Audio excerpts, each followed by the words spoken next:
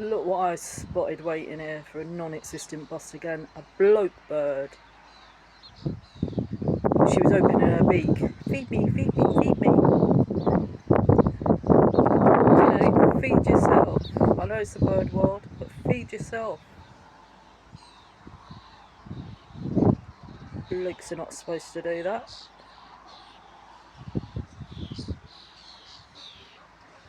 They just do nothing.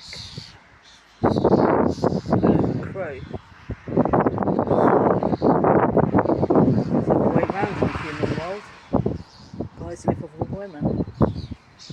So I don't bother anymore. I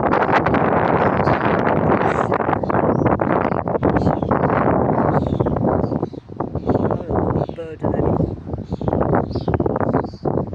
Anyway, back to the bird world. Sorry, somebody's around me on the phone before I've even filmed. But look. Low bird.